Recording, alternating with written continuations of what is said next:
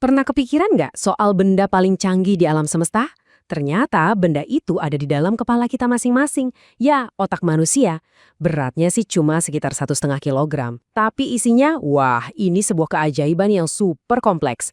Tapi pertanyaannya, seberapa kenal sih kita sama otak kita sendiri?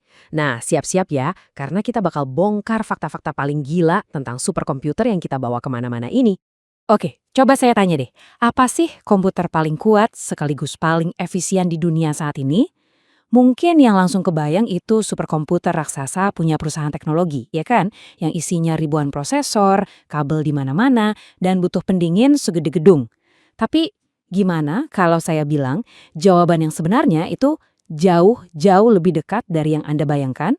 Nope, bukan itu. Jawabannya bukan mesin-mesin canggih buatan manusia, secanggih apapun itu. Bukan.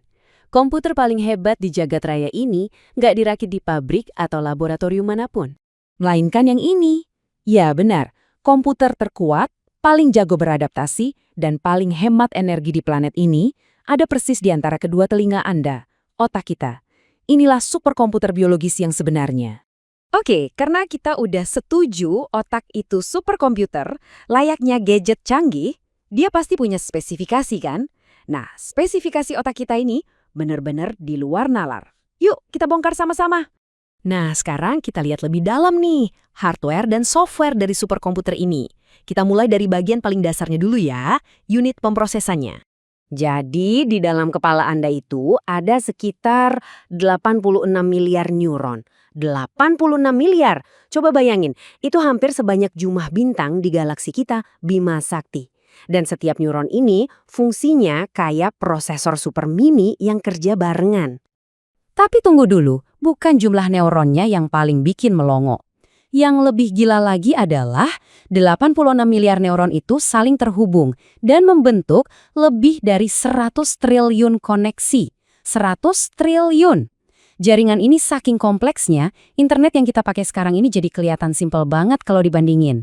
Koneksi inilah yang bikin kita bisa mikir, ngerasain emosi, bahkan menciptakan karya seni. Oke, prosesor udah. Sekarang hard drive-nya gimana? Kapasitas penyimpanannya? Diperkirakan nih, otak kita itu setara dengan 2,5 juta gigabyte.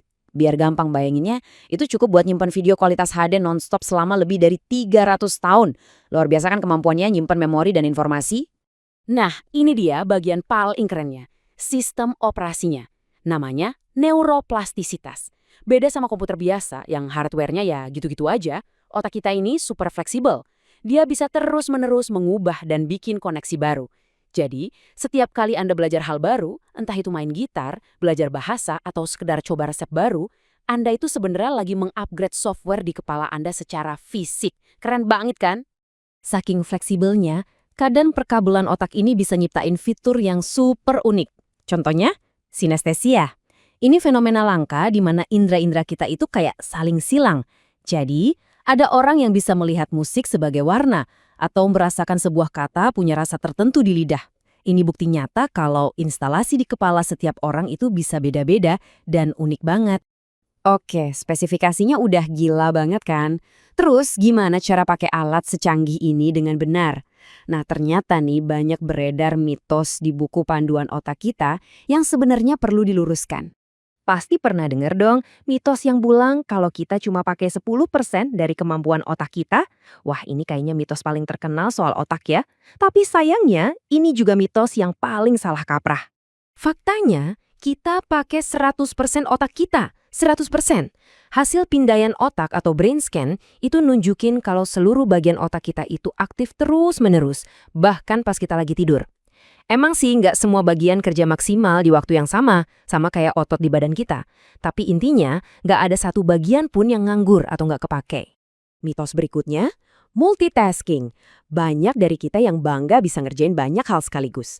Padahal, otak kita itu sebenarnya nggak didesain buat itu. Yang benar-benar terjadi itu bukan multitasking, tapi task switching. Jadi otak kita itu loncat-loncat fokus dari satu tugas ke tugas lain dengan super cepat. Nah, setiap kali loncat, otak butuh waktu dan energi buat reboot fokusnya.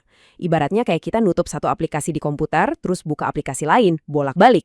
Hasilnya, justru jadi lebih lambat dan lebih gampang bikin kesalahan.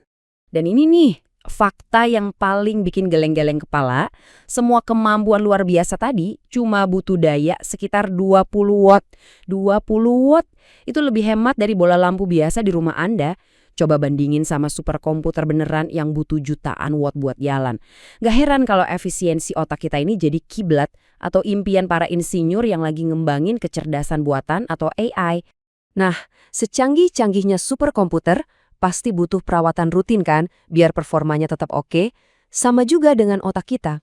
Dan siklus perawatan yang paling vital, tapi justru paling sering kita sepelekan adalah tidur. Mungkin banyak yang mikir kalau tidur itu kayak matiin komputer ya, istirahat total. Padahal salah besar.